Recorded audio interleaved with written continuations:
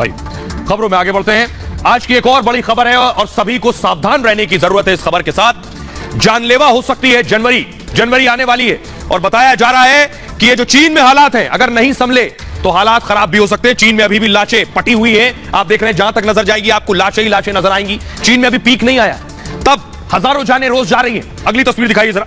ये आप देख रहे हैं एक और चीन की तस्वीर। अभी भी हजारों जानें जा रही है।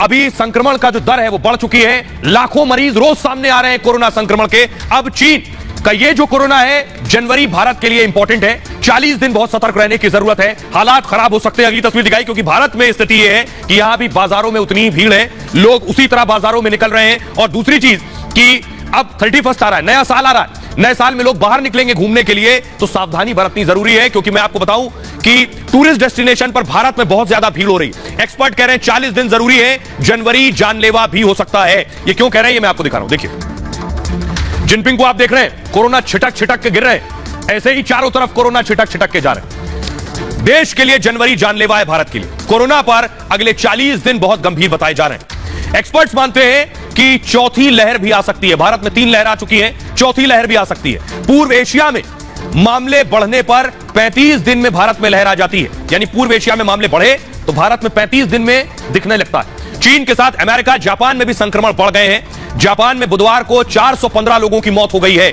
जो कि एक दिन में मौत का अब तक का सबसे बड़ा, सबसे ज्यादा आंकड़ा है। 3 लहरों में, अगर मैं बताऊं, 3 लहरों में सामने आया, मामले धीरे धीरे बढ़ते गए। पहली लहर देखिए, अगर आपको याद हो, पहली लहर 2020 में आई थी। पहला केस 30 जनवरी को केरल में आया था भारत में।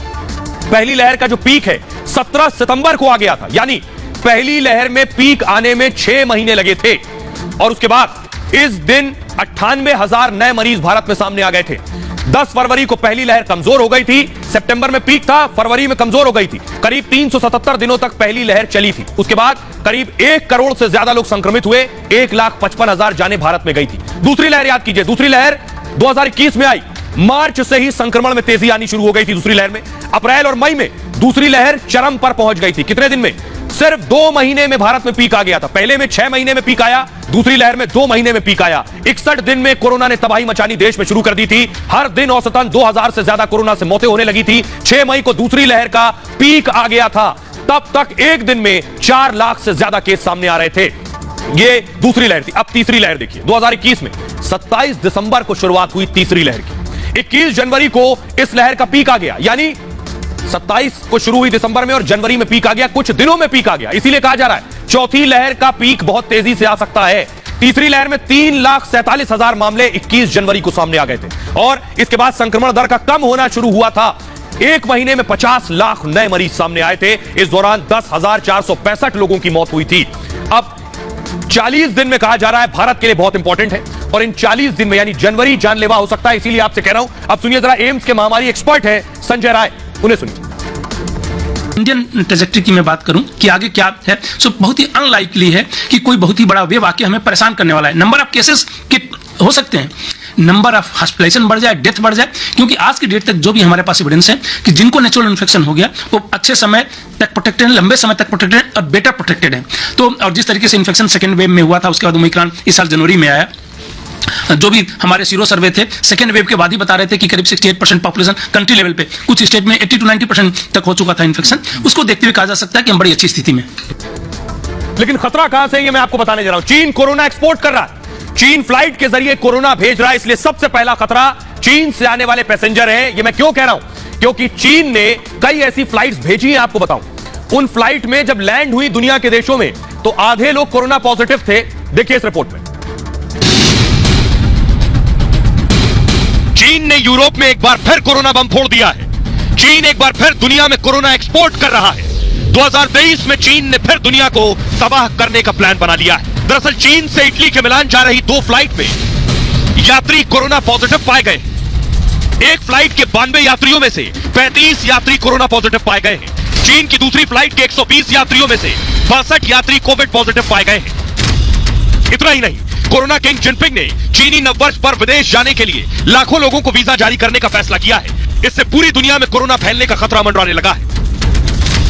और आइए अब मैं आपको बताने जा रहा हूं, चीन कोरोना एक्सपोर्ट कर रहा है पूरी दुनिया में। भारत ने किन किन देशों से आने वाली फ्लाइट्स पर निगरानी शुरू कर दी है और कह दिया है बिना रिपोर्ट नेगेटिव के भारत में एंट्री नहीं मिलेगी। देखिए कौन कौन से देश हैं।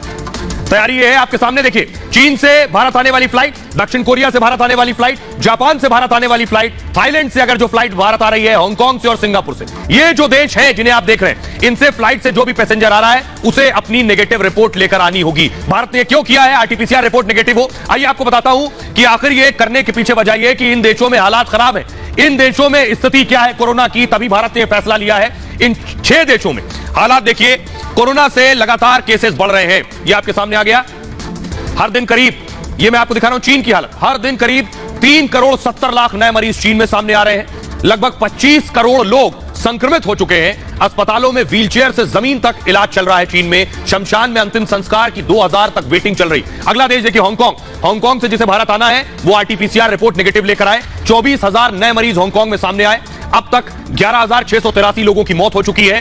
5 लाख से अस्पतालों में मरीज है, 5 लाख से ज्यादा, करीब 23 लाख नए मरीज सामने आए हैं जापान में। और अब तक 56,648 कोरोना मरीजों की मौत हो गई है। 78 लाख से ज्यादा मरीजों का इलाज जारी है। अगला देश है साउथ कोरिया। साउथ कोरिया से अगर आ रहे हैं तो आरटीपीसीआर रिपोर्ट नेगेटिव लानी होगी। 71,000 से ज्यादा नए मरीज साउथ कोरिया में। अब तक 32,000 से ज्यादा मौत हो चुकी है। 11 लाख मरीजों का इलाज जारी है साउथ कोरिया में भी। लेकिन भारत ने क्या कदम उठाए हैं? जो लोग विदेशों से आ रहे हैं, जो लोग कोरोना लेकर भारत में लैंड हो रहे हैं, उन्हें क्या करना है ये मैं आपको दिखाता हूं। ये देखिए जरा, ये आप देख रहे हैं चीन समेत 6 देशों से आने वालों पर सख्ती बरती जा रही है और भारत आने